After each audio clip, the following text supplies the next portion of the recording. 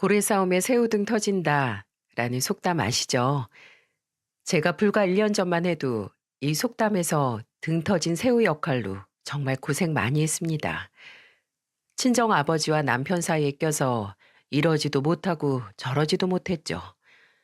아휴, 그때는 정말 이런 걸 지옥이라 하는구나 라는 생각이 들 정도로 어찌나 힘이 들던지. 게다가 어느 날부터 의심스럽게 행동하는 남편 때문에 저는 삶이 송두리째 흔들리는 걸 경험하기도 했는데요. 그럼 지금부터 제 새우등 터진 사연을 시작해 보겠습니다. 저는 제 나이 26살 때를 잊지 못합니다. 그 당시 저는 이제 막 사회에 나간 사회 초년생이었는데 등산복으로 알아주는 회사에 입사했었죠. 그리고 먹는 걸 워낙 좋아했던 직장 동료의 추천으로 맛집 동호회에 가입하게 되었어요. 평소 낯가림이 심했던 터라 누군가를 새로 만나서 친해지거나 하는 일을 상상도 못 해봤었는데 동료의 추천으로 간 동호회는 제게 신세계나 다름없었습니다. 그리고 저는 맛집 동호회에서 제 인연을 만나기도 했죠. 바로 제 사연의 주인공인 남편 말입니다. 그 당시 남편은 키도 크고 덩치도 컸는데 딱 곰처럼 보이더군요.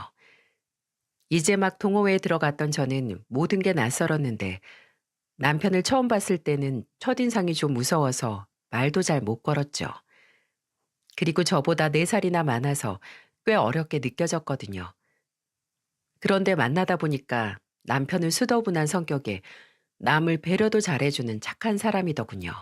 아마 덩치와 맞지 않는 반전 매력에 제가 남편한테 더 끌렸던 것 같습니다. 그렇게 저와 남편은 제 직장 동료도 모르게 동호회 안에서 비밀 연애를 하게 되었고 여러 사람과 함께 전국을 돌아다니면서 여행도 즐기고 맛있는 것도 먹으러 다녔죠. 시간이 흘러 3년이 지났을 때쯤 어느 날 남편은 맛집으로 유명한 레스토랑이 있다며 이번에는 둘이 가자고 하더군요. 평소에는 동호회 사람들이랑 시장 맛집, 백반 맛집, 찌개 맛집 이런 곳만 다녔는데 갑자기 분위기 있는 레스토랑을 가자는 남편 말에 설레서 오랜만에 예쁜 원피스도 찾아 입었던 것 같아요. 그리고 남편과 함께 간 레스토랑에서 저는 프로포즈를 받았습니다. 제게 결혼하자며 말하는 남편이 어찌나 멋있어 보이던지 저는 프로포즈하는 남편에게 또 한 번 반해버렸죠. 그리고 제 앞날도 프로포즈 받았던 그날처럼 행복할 줄만 알았습니다. 하지만 이건 단지 제 희망사항에 불과했어요. 제 친정집으로 남편이 처음 인사하러 온 날, 아니, 어쩌면 제가 친정 부모님께 결혼할 남자가 있다고 밝힌 날부터 저와 친정아버지 사이에는 금이 가기 시작했던 것 같습니다. 친정아버지는 가부장적인 분으로 제게도 무척이나 엄했는데 제게 입버릇처럼 늘 하시던 말씀이 있었습니다. 바로 남자는 무조건 능력이 있어야 해 라는 말이었죠. 친정아버지는 언제나 제 신랑감은 본인이 골라주시겠다며 제게 얌전히만 지내라고 하셨었죠. 친정아버지께서는 대기업 임원이셨는데 나중에 들어보니 그 당시 친정아버지는 회사에서 나는 새도 떨어뜨린다라는 소리를 들으셨을 만큼 힘 있는 자리에 계셨다고 했어요. 그리고 그렇게 바쁜 회사 생활 속에서도 틈이 날 때마다 저랑 놀아주시고 또 저와 관련된 모든 행사는 빠짐없이 참석하셨어요. 이것만 봐도 친정아버지께서 하나밖에 없는 외동딸이었던 저를 얼마나 소중하게 생각하셨는지 더 말하지 않아도 다 아시겠죠? 심지어 제가 어렸을 적부터 친정아버지께서는 우리 민영이를 누가 데려갈지 모르겠지만 이 아빠가 널 시시껄렁한 아무 놈한테 보내진 않을 거야 라며 말하곤 하셨어요. 그런데 이런 아버지께 제 남편은 아마 한없이 부족한 사람으로 보였을 것 같습니다. 왜냐하면 제 남편은 당시 직장을 여러 번 바꿨었는데 저희 부모님께 인사드리러 갔을 때는 새로운 일을 구하기 전 택배 상하차 아르바이트를 하고 있었거든요. 제 딴에는 남편이 여러 일을 경험해보고 싶어 하기도 하고 또 다른 일을 구하기 전에 공백을 만들지 않고 일하려는 모습이 대견스러웠습니다. 하지만 한 직장에서 몇십 년을 근무하셨던 친정아버지께서는 회사를 자주 옮기는 제 남편을 저와는 다른 시선으로 보시더군요. 그래, 자네 가족 관계는 어떻게 되나? 부모님이랑 아래 남동생 한 명, 여동생 한 명 있습니다. 그럼 자네가 장남인 건가? 장남이 그렇게 자리를 못 잡고 그 나이 지금까지도 아르바이트를 하고 있으면 어쩌나? 그래도 저 여태껏 계속 일해와서 결혼할 돈을 마련해 두었습니다. 그리고 이번에는 제가 새롭게 해보고 싶은 사업이 있어서 구상 중이고요. 뭐 사업? 사업은 뭐 아무나 하는 줄 아나? 그 나이 먹고 아직도 헛꿈에 부풀어 사는구만. 우리 민영이 데려다가 고생 안 시킬 수 있나? 내가 영 불안해서 말이야. 남자는 자고로 능력이 있어야 해. 자기 가족들 안 굶겨 죽일 만큼의 능력 말이야. 남자가 능력이 없으면 집안이 위태로워지는 법인데. 아버지, 그만하세요. 성현 씨도 본인 꿈 찾아서 열심히 생활하고 있어요. 저도 그런 성현 씨 응원하고요. 그리고 제가 회사 생활하면서 일정하게 월급 받고 있는데 성현 씨는 사업 준비해도 되죠. 저도 그러라고 했고요. 뭐시? 그럼 돈은 너 혼자 다 벌고 네 남편은 사업인지 뭔지 구상만 한다고? 그럼 사업 미천은 어디서 나고? 부모님이 여유가 좀 있으신가? 자네 부모님은 무슨 일을 하시나?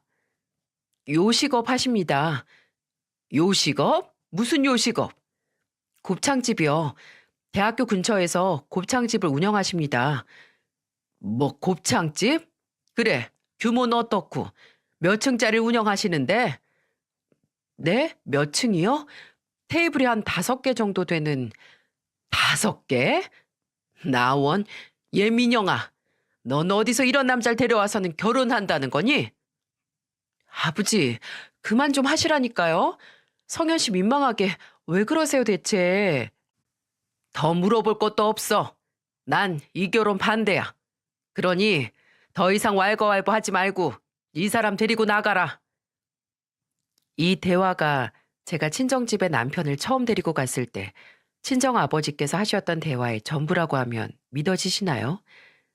친정아버지의 말씀에 남편을 데리고 나오는데 남편에게 어찌나 미안하던지 괜찮다며 저를 토닥여주는 남편 때문에 울기도 했었답니다. 그런데 반대로 시댁에서는 저를 얼마나 예뻐해 주셨는지 몰라요. 우리 성현이가 누굴 만나나 했더니 이렇게 예쁜 아가씨를 만나고 있었네요. 이렇게 가게까지 찾아올 줄 알았으면 내가 미리 가게 정리라도 좀 해두는 건데 곱창 좋아해요? 네, 어머님. 저 곱창 엄청 좋아해요. 성현 씨가 어머님 아버님 가게에서 파는 곱창이 제일 맛있다고 칭찬을 얼마나 하던지 오기 전부터 이미 군침이 돌던걸요? 아유, 젊은 아가씨가 말도 참 예쁘게 하네. 내 예비 며느리도 왔겠다. 곱이 아주 가득 차 있는 걸로 특별히 대접해야겠어요. 그리고 성현이 말로는 둘이 결혼까지 생각하고 있다던데 정말로 고마워요. 내가 내 친딸처럼 그렇게 예뻐해 줄게요. 우리 성현이가 나이만 먹었지 아직 부족한 게 많은 앤데 별 볼 일 없는 내 아들만 믿고 그렇게 어려운 결정을 한다니 내가 앞으로 정말 잘해줄 테니 날 믿고 결혼해도 좋아요. 라고 하시면서 말이죠.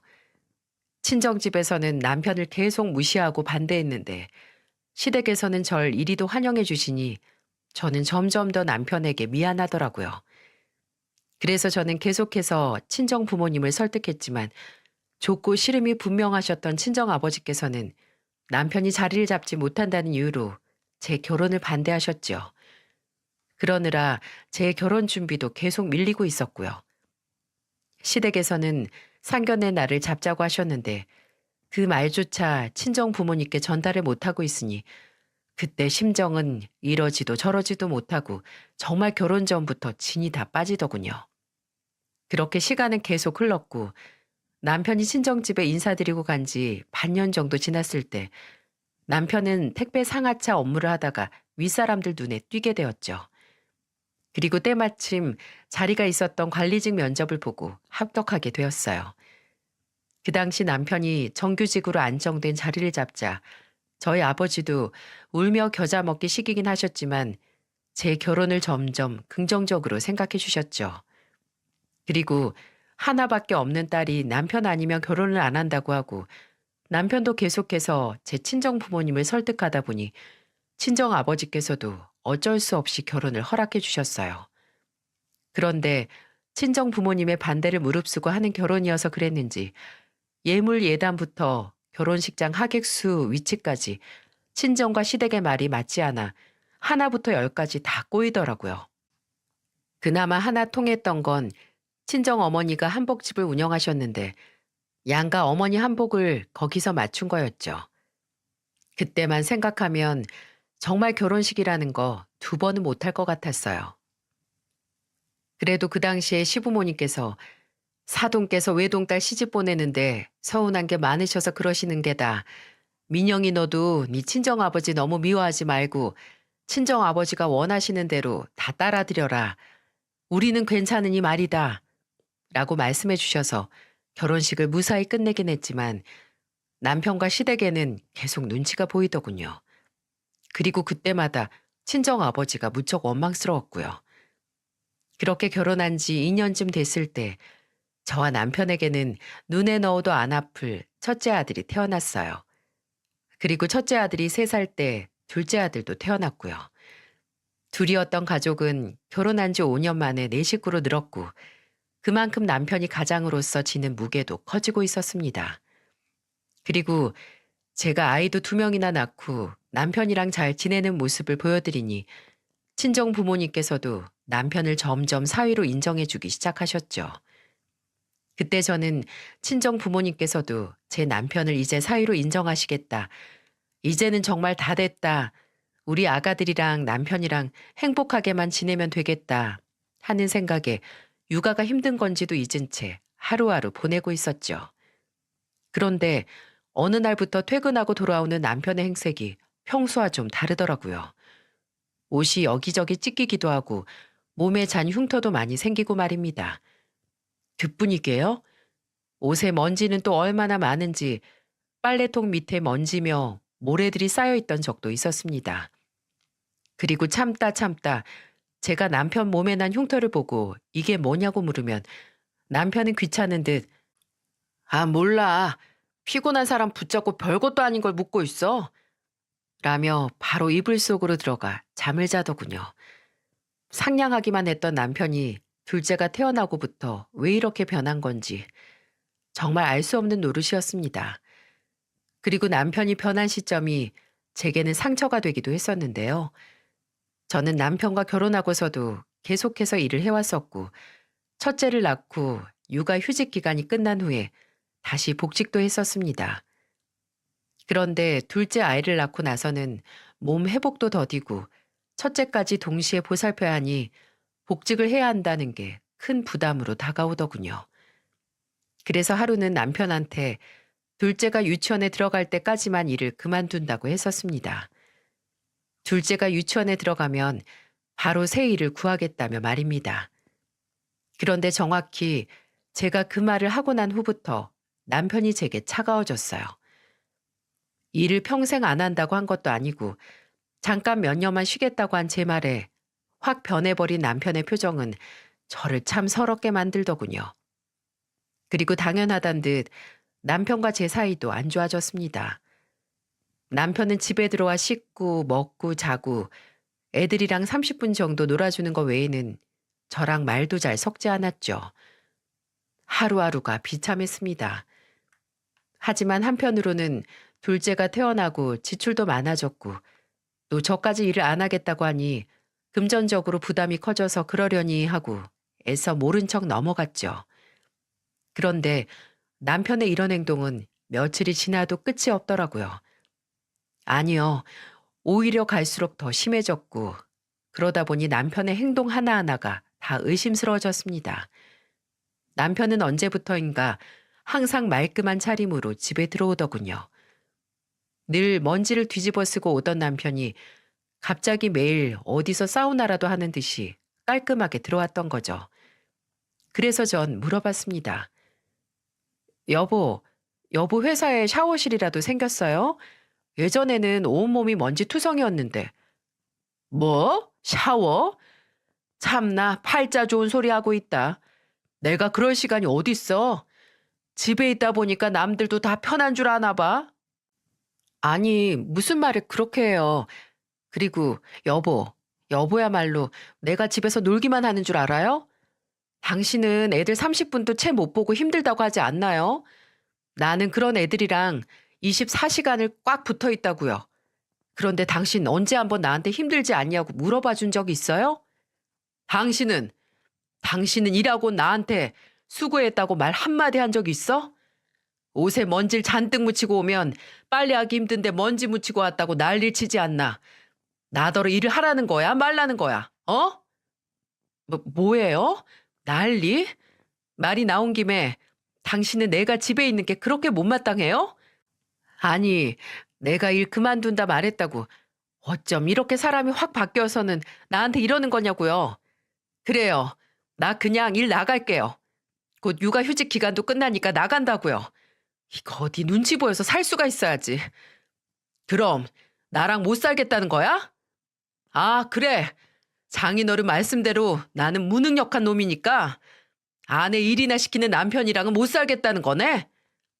아니, 여기서 우리 아빠 얘기가 왜 나와요? 맞잖아. 당신 아버지, 나 무능력하다고 그렇게 반대하셨잖아. 솔직히 말해봐. 지금 당신도 능력 있는 남자 만났으면 애기 낳고 편하게 집에서 쉴 수 있었을 텐데 나 같은 놈 만나서 쉬지도 못한다고 생각하는 거 아니냐고. 그만해요. 왜 싸울 때마다 우리 아빠는 들먹이고 그래? 이 모든 게 당신 아버지 때문이니까. 맞습니다. 제 남편은 결혼 전 본인을 사위로 받아들일 수 없다는 제 친정아버지에게 아직도 마음의 상처가 남아 있었던 거죠. 평소에는 티를 내지 않다가 저랑 금전적이거나 일적인 문제로 싸움이 붙기만 하면 이렇게 제 친정아버지를 걸고 넘어졌죠. 아마 그걸로 제 입을 막으려던 건 아닐까 싶기도 했지만 그래도 남편도 사람인데 그런 모진 말을 들었으니 어쩌면 당연히 이럴 수 있다고 생각했던 것 같아요. 남편과 다툰 후 마음이 좋지 않았던 저는 애들을 친정어머니에게 맡기고 도시락을 싸서 남편 회사로 찾아갔습니다. 그날은 유독 날이 좋았는데 남편과 회사 앞 벤치에서 같이 도시락을 먹으며 기분을 풀 생각이었죠. 하지만 남편은 제 전화를 끝끝내 받지 않더군요. 혹시라도 부재중을 봤으면 남편이 전화하지 않을까 하는 마음에 저는 집에 가지도 못하고 회사 앞을 계속 서성였습니다. 그런데 그때 남편 동료가 저 멀리서 오는 게 아니겠어요? 저는 남편 동료에게 달려가 자초지종을 설명했는데 남편 동료는 난감한 표정을 지으며 제게 이렇게 말했습니다. 성현이 회사 그만뒀어요. 꽤 됐고요. 아직도 모르셨어요? 라고 말이죠. 동료의 말로는 회사에서 제일 영향력 있는 거래처와 큰 분란이 있었는데 담당자였던 제 남편이 모든 걸 감수하고 자진 퇴사했다고 하더군요. 그러면서 제 남편이 참 억울했을 거라고 그 당시 도와주지 못해 미안하다는 말도 덧붙였습니다. 회사 동료의 말을 듣고 혼자 집으로 들어오는데 전 괜히 눈물이 나더라고요. 5년 넘게 성실하게 일해온 직장에서 억울하게 퇴사했는데 제게 말도 못하고 혼자 다 감당했을 남편을 생각하니 안쓰러워서 말입니다. 이런저런 생각을 하며 집 아파트 입구에 도착했을 때 저는 집 근처를 배회하고 있는 남편을 만났습니다. 여보, 여기서 뭐해요? 회사에 뭘 두고 좀 가서 찾으려고 왔어. 여보, 나 다 알고 있어요. 실은 방금 여보 회사 다녀오는 길이거든요. 여보 회사 그만뒀다면서요. 뭐? 아니 왜 그런 쓸데없는 짓을 해? 설마 내가 일 잘하나 감시하러 갔던 거야? 왜? 내가 또 그만두기라도 했을까 봐?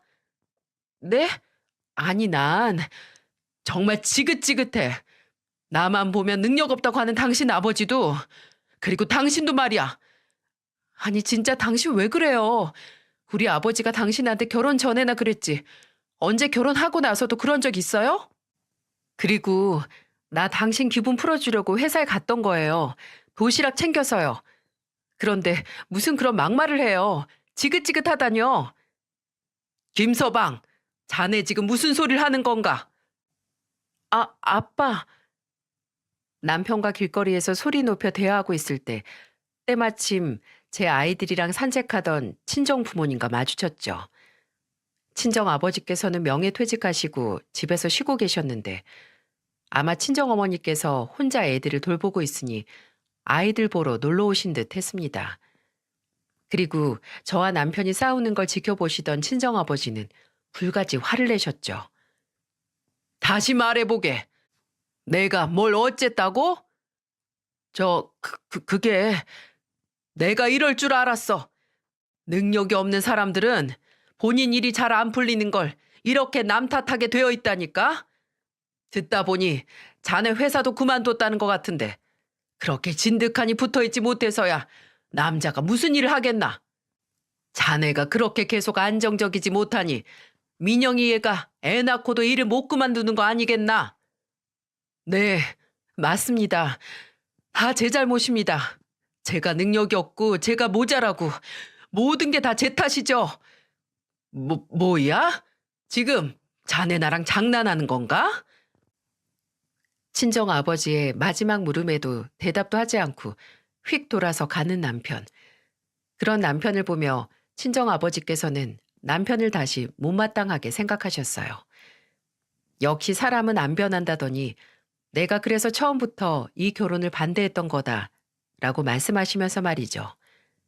그리고 그런 모습을 보자니 저도 화가 나 친정 아버지께 한마디 했죠. 아버지도 좀 그만하세요.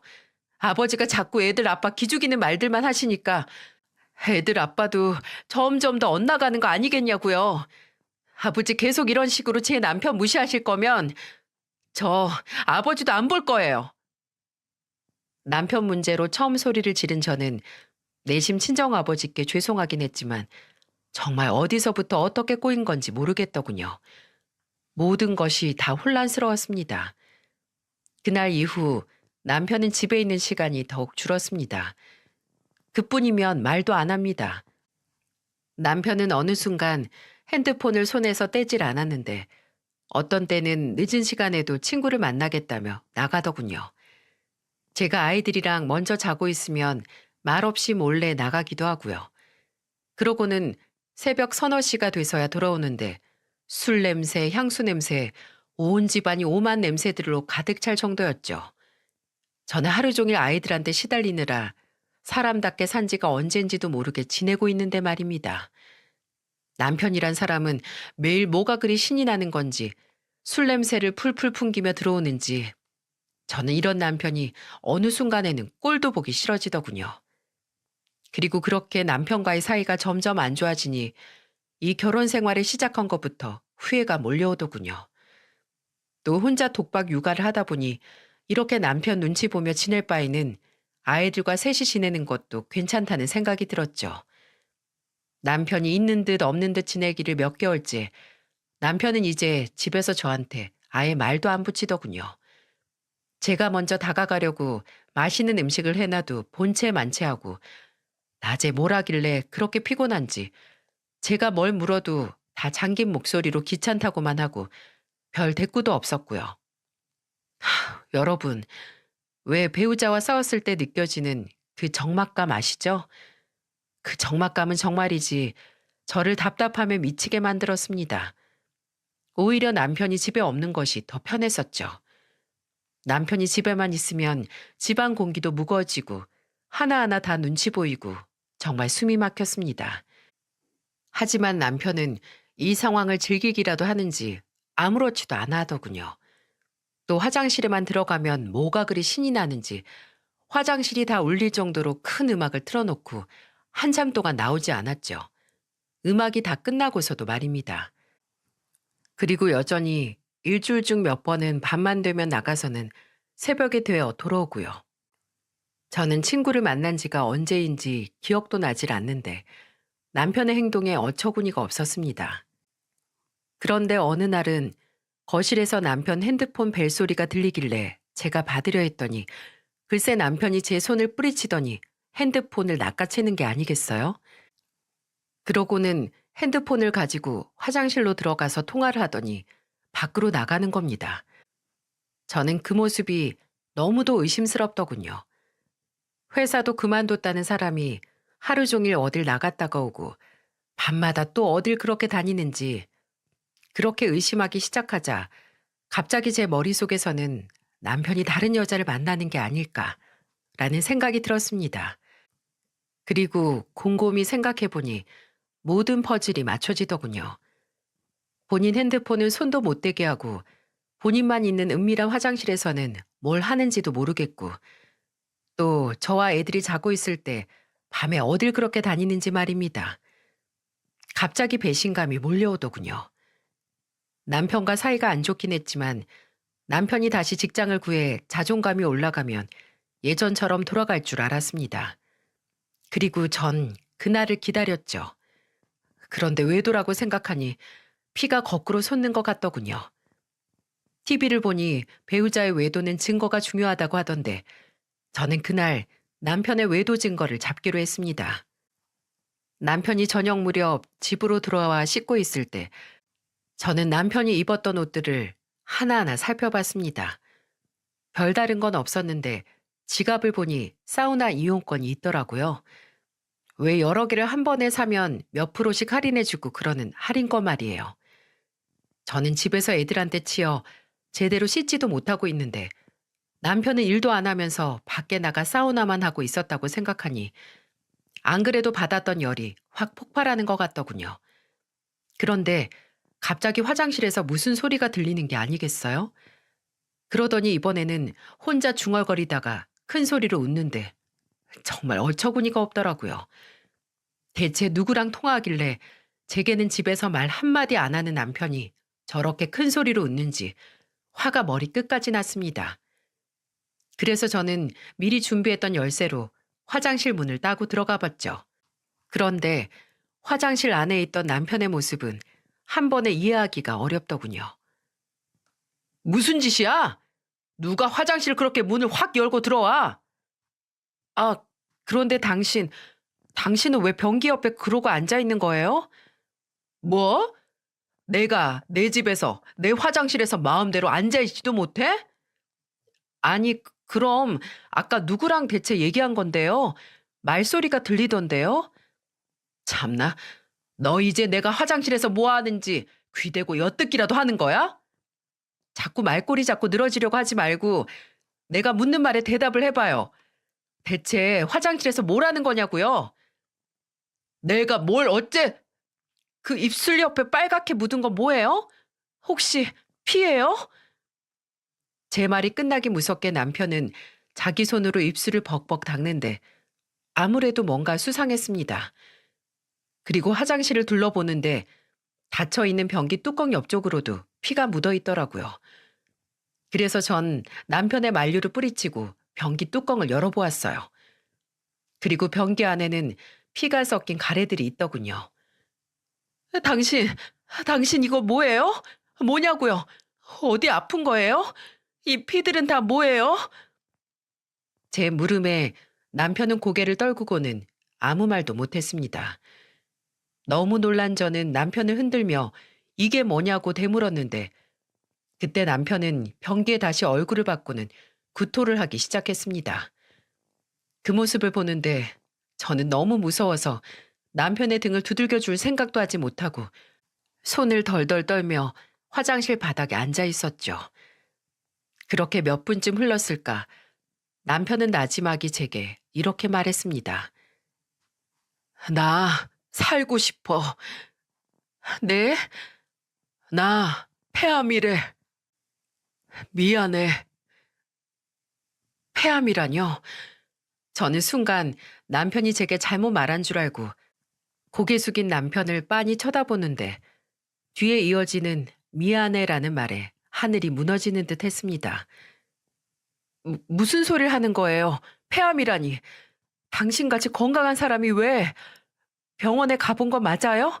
제대로 검사한 거 맞냐고요? 미안해. 능력도 없는 내가 병까지 얻어서는 그놈의 능력 소리 좀 그만해요. 내가 언제 당신 능력 없다고 뭐라 한 적 있어요?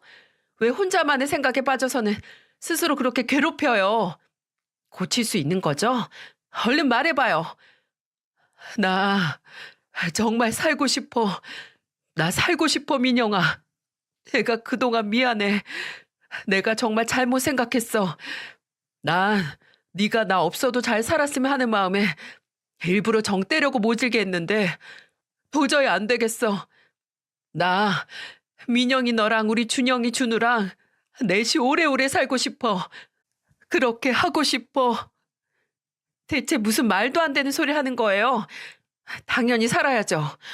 우리 네 식구 행복하게 살아야죠. 정을 떼다녀. 맞습니다. 제 남편은 폐암을 앓고 있었어요. 지금 와서 생각해보면 곰처럼 덩치가 컸던 제 남편이 점점 야위어가고 있었는데 전 그것도 알아채지 못했더군요. 또 남편의 말로는 제가 차려주는 밥도 먹고 싶었다고 하네요. 그런데 계속해서 속이 메스껍고 혹시 먹다가 구토라도 하면 본인이 아픈 걸 걸릴까봐 먹지도 못했다고요. 세상에 이런 바보가 또 어디 있을까요? 그날 밤 남편과 저는 그동안 하지 못했던 이야기들을 털어놓았어요. 남편은 물류회사 일을 그만두고 친구를 따라 모델하우스 철거 일을 했다고 했습니다. 제게 말을 할까도 해봤지만 철거 일이라는 게 주기적으로 있는 것도 아니고 일이 잡히면 나가는 거여서 일이 없는 날에는 괜히 제가 걱정할까봐 말도 못했다고 하네요. 또 철거 일은 일을 마치고 나면 온몸에 먼지를 뒤집어 쓰는 게 허다하다고 했습니다. 처음에는 어쩔 수 없어 그냥 집에 들어왔는데 집 여기저기에 먼지나 모래들이 날리는 걸 보고 이대로는 도저히 안 되겠다 생각했답니다. 저와 애들한테 안 좋은 영향이라도 끼칠까 걱정이 됐다면서 말이죠. 그래서 그 뒤로는 차에서 작업복을 아예 갈아입고 집 근처 사우나에서 씻고 왔다네요. 제가 남편 지갑에서 본 사우나 이용권도 그래서 많았던 거고요. 그리고 이렇게라도 일이 있으면 다행이었는데 요즘 아파트 분양이 잘 안 되면서 철거 일도 점점 줄어들어 생계 걱정이 심하게 됐었다고 합니다. 그래서 늦은 저녁에는 간혹 대리 운전도 하면서 생활비를 맞췄다고요. 그리고 결정적으로 몇 달 전부터 장기침으로 시작했던 기침이 끊이지 않았고 일을 할 때마다 호흡곤란이 조금씩 찾아왔다고 하더군요. 몸 쓰는 일을 하지 않다가 해서 그런가 했는데 집에서 쉴 때도 그랬다면서요. 또 체중도 점점 주는데 단순히 요즘 일을 많이 해서 몸이 피로해져서 그런 거 아닌가 싶었다는데 지금 생각해도 본인이 자기 몸에 너무 둔했다고 하네요. 그렇게 하루 이틀이 지나고 어느 날부터는 피가 섞인 가래 같은 게 나왔다면서 처음 피를 봤을 때는 본인도 너무 놀라 당황했다고 했습니다. 이 모든 증상을 같이 일하는 아저씨들에게 말해봤더니 단순한 일은 아닌 것 같다면서 병원을 가보라고 했고 그렇게 가게 된 병원에서 폐암이라는 진단이 나왔다고요. 아마 철거 일을 하면서 더 심해진 게 아닌가 의심도 든다고 했습니다. 여보, 여보 그러면 화장실에서 노래 크게 틀어놓고 그런 게 어, 맞아. 혹시라도 내가 토하는 소리가 들릴까 봐. 그럼 안 그래도 걱정 많은 당신이 애들 챙기랴, 나 챙기랴 바쁠까 봐 그랬지. 여보, 그래도 나한테 말을 했었어야죠. 나는, 난 내가 아직 복직 안 한다고 했을 때 그때 우리가 틀어진 줄 알고 여보가 나한테 실망한 줄 알았잖아요. 아니야. 오히려 그때 난 나한테 실망했지. 당신한테 실망한 거 아니야. 그때 당신이 복직 미루고 일 좀 쉬고 싶다고 했을 때 말이야. 그때 눈치 보며 말하는 당신을 보는데 당신이 내 눈치 보는 게 왜 그렇게 싫던지 내가 능력만 있었어 봐. 당신이 그런 걱정을 왜 하겠어? 첫째 준영이 낳고 당신 몸도 제대로 못 풀고 나가서 고생 많이 했었잖아. 그래서 이번에는 내가 먼저 당신한테 일 좀 쉬라고 말하고 싶었는데 내가 갑자기 퇴사하는 바람에 다 내 잘못이야. 부족한 나 만나서 당신이 너무 고생이 많아. 여보, 무슨 말이 그래요. 난 당신이 내 옆에 있어주는 것만으로도 충분한데 능력 이야긴 좀 그만해요. 그 이야긴 그만하고 우선 당신 건강부터, 당신 건강부터 신경 써요. 고마워. 부족한 나한테 이렇게 과분한 당신이 있어서 나는 정말 지금 어떻게 된다고 한들 여한이 없어. 또 안 좋은 소리. 여보는 내 옆에 평생 있어야 돼요. 그러니까 더 이상 안 좋은 말은 하지도 마요. 남편의 이야기를 듣는데 저는 하염없이 눈물이 나더라고요. 이렇게 가족만 걱정하는 사람한테 저는 그동안 남편과 같이 집에 있으면 숨이 막힌다고 하질 않나 외도하는 거 아닌가 하고 별별 생각을 다 했으니 말이죠. 제가 대체 그동안 이렇게 착한 남편한테 무슨 말을 한 건지, 남편에게 준 상처를 어떻게 치유해줘야 하는지 걱정이 앞섰죠. 그리고 남편이 병원으로 가는 날 아침, 남편은 제게 편지 한 장을 주었습니다. 제 친정아버지에게 드리라고 한 편지였는데 이전에 장인어른께 큰 소리 질렀던 것이 두고두고 마음에 걸렸다면서 밤새 적었다고 했죠. 남편에게 편지를 받고 저는 친정아버지를 찾아가 편지를 전했는데 글쎄 평생 제 앞에서는 눈물 한 방울 보인 적 없으셨던 분이 훌쩍이시며 편지를 읽고 계시는 게 아니겠어요? 편지를 다 읽으신 친정아버지는 남편의 편지를 탁자 위에 올려두고 한동안 생각에 잠기신 듯 했죠. 저는 탁자 위에 보이는 남편의 편지를 멀리서 읽어봤는데 내용을 줄이자면 이랬습니다. 장인어른, 저 못난 사위 성현입니다. 우선 지난날 장인어른께 소리 지른 건 모두 부족한 제 잘못입니다. 저를 받아주신 장인어른께 좋은 모습만 보여드리고 싶어서 하루하루 열심히 노력했는데 현실은 참 쉽지 않더군요. 또 장인어른께서 자네가 그렇게 계속 안정적이지 못하니 민영이 얘가 애 낳고도 일을 못 그만두는 거 아니겠나 라고 말씀하셨을 때 저는 솔직히 아무런 말도 할 수가 없었습니다. 왜냐하면 장인어른 말씀이 모두 다 사실이었거든요. 장인어른의 부족함 없이 넘치는 딸 민영이가 절 만나 힘들게만 사는 것 같아 전 항상 민영이에게 미안한 마음뿐이랍니다. 게다가 지금 이 못난 사위 장인어른께 또 한 번 실망을 끼쳐드려야 할 것 같네요. 민영이한테 들으셨을지 모르겠지만 제가 폐암에 걸렸습니다. 앞으로 수술도 받아야 하는데 제 옆에서 민영이가 많이 힘들어하진 않을지 벌써 걱정부터 앞서네요. 그러니까 장인어른께서 우리 민영이 한 번만 더 어여쁘게 봐주시고 잘 살펴주셨으면 합니다. 매번 이렇게 부탁만 드리게 되어 죄송합니다. 남편의 편지를 읽고 창밖을 보시던 친정아버지는 이내 저에게 남편의 병원으로 가자고 하셨어요. 친정아버지와 병원에 도착한 후 병원복을 입고 누워있는 남편을 보자니 저는 괜히 눈물이 터져 나왔습니다. 바보같이 그동안 힘든 티 하나 못 내고 혼자 끙끙 앓으며 아파했을 남편의 모습을 생각하니 정말 제가 죄인같이 느껴졌어요. 누워있던 남편이 저와 친정아버지의 인기척을 들었는지 벌떡 일어났고 제 아버지를 보더니 소리 없이 꾸벅 인사만 하고 다시 고개를 내리더군요. 그런 제 남편을 보고 친정아버지는 한 걸음씩 터벅터벅 남편에게 다가갔습니다. 김서방, 몸은 좀 어떤가?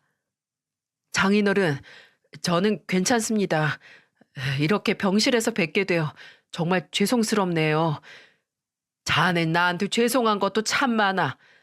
자네보다 더 오래 살아온 어른이라고 해서 모두 내 말이 맞는 건 아니라네.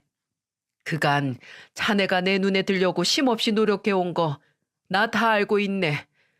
그리고 민영이한테 얘기 들었는데 철거 일에 대리운전까지 정말 고생 많이 했네.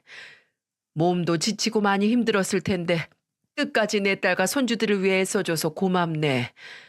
지금 보니 자네가 진짜 내 사위고 내 딸의 남편이 맞구만. 내가 미리 알아봐주지 못해서 미안했네. 그러니 이 정도 병쯤이야 금방 훌훌 털어버리고 얼른 일어나게. 뭐 힘든 시간이 되겠지만 지나고 나면 자네가 살아왔던 인생의 짧은 한순간일 뿐이야. 내 말 무슨 말인지 알겠지? 네, 장인어른, 무슨 뜻인지 알겠습니다. 이렇게 직접 찾아와 주셔서 감사합니다. 그래, 그래. 그리고 내가 그동안 했던 말들 너무 마음에 담아두지 말게나. 나도, 나도 너무 어렵게 자라서 그런지 내 딸만큼은 그러지 않았으면 하는 마음에 자네한테 더 모질게 대했던 것 같네. 네? 그게 무슨 말씀이신지. 자네도 많은 사람을 만나봐서 알겠지만 다들 살아가면서 아픔 하나씩은 가지고 있지 않은가. 그리고 그 아픔이 유독 아픈 손가락이 되어 집착이 되기도 하는 법이지. 나한테는 가난이 딱 그랬네. 상상이 될지는 모르겠지만 내가 어렸을 때 우리 집은 정말 찢어지게 가난했네. 인영이 할아버지, 그러니까 내 아버지는 알코올 중독으로 매일 술만 드셨거든. 어디 그뿐이게 돈만 생기면 도박장으로 달려가 탕진하게 일수였지. 그러니 어디 상상해보게. 우리 집이 어떻게 돌아갔겠나. 어머니 혼자 힘들게 일하시면서 가족들을 다 먹여 살리셨는데 그조차도 형편이 나아지면 아버지가 밖에서 사고 치는 바람에 돈 다 날아가고 또 돈이 좀 모이려고만 하면 아버지께서 돈 들고 나가서 몇 날을 안 들어오시고 그랬다네. 자네는 내가 이렇게 살았으리라고 상상이나 해봤나? 아, 아니요. 전 전혀 생각도 못했습니다. 그렇지, 그럴 거야. 왜냐하면 난 그때 다짐했었네. 난 아버지처럼 절대 살지 않겠다고 말이야. 그래서 나는 참 어렸을 때부터 가난하지 않기 위해 많은 노력을 했네. 그리고 내가 민영이를 낳고 나서 아버지가 되어보니 우리 민영이도 꼭 능력 있는 남자에게 시집 보내야겠다는 생각이 들더구만. 아마 내가 상처가 많아서 그래서 자네에게 더 그렇게 모질게 했던 것 같네. 그런데 민영이 말을 들으니 폐암으로 아프고 힘든 상황에서도 우리 민영이와 손자들을 포기하지 않고 생활비 조금이라도 보태기 위해 대리운전도 했다지. 그 이야기를 듣는데 자네에게 오히려 내가 많이 배운 것 같아. 고맙네, 김서방. 우리 민영이와 손자들을 지켜주기 위해 노력해줘서 내가 정말 고마워. 장인어른. 친정아버지의 말이 끝나자마자 남편은 흐느끼기 시작했어요. 그리고 친정아버지는 두 팔을 벌려 제 남편을 토닥이며 안아줬죠. 그 당시 아버지가 남편에게 해주셨던 말은 저도 처음 듣는 이야기였는데 친정아버지에게 이런 상처가 있을 줄은 정말 상상도 하지 못했습니다. 그리고 뒤이어 제게 전화를 받은 친정어머니도 병실로 들어오셨죠. 아이고, 김서방, 이게 다 무슨 일인가. 자네가 왜 여기 누워있어? 장모님, 와주셔서 감사해요. 제가 보시다시피 이렇게 됐습니다. 그런데 장모님이 아시는 것처럼 장모님 사이 아주 튼튼하잖아요. 이까지 병쯤은 제가 금방 이겨내겠습니다. 그러니 너무 걱정하지 마세요. 제가 얼른 훌훌 털어버리고 일어나겠습니다. 그러니까 그때 저희 다 같이 놀러 가요. 장모님이 좋아하는 꽃구경도 하고 장인어른이 좋아하시는 낚시터도 가고요. 그렇게 해주실 수 있죠? 그럼 당연히 그래야지. 이렇게 가족 모두가 응원하고 있으니까 수술 잘 받고 치료 잘 해보자고. 자네랑 놀러 가는 일만 기다리고 있겠네. 네, 네, 장모님. 그리고 장인어른 정말 감사합니다. 이렇게 못난 저 받아주셔서 정말 감사드려요. 이제 그만, 그런 소리 그만하게. 내 딸의 남편이면 내게도 아들과 같은 건데 자네를 너무 늦게 알아봐서 내가 미안하네. 그러니 너무 오래 기다리긴 하지 말고 날 좋을 때 얼른 낚시 가자고.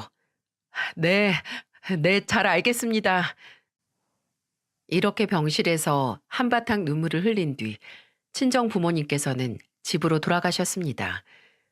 그리고 뒤이어 시부모님이랑 도련님 아가씨가 병실로 왔어요. 시어머니께서는 남편의 손등을 하염없이 쓰다듬으셨고 시아버지는 남편에게 멀찌감치 떨어지셔서는 남편 얼굴만 쳐다보고 계셨죠.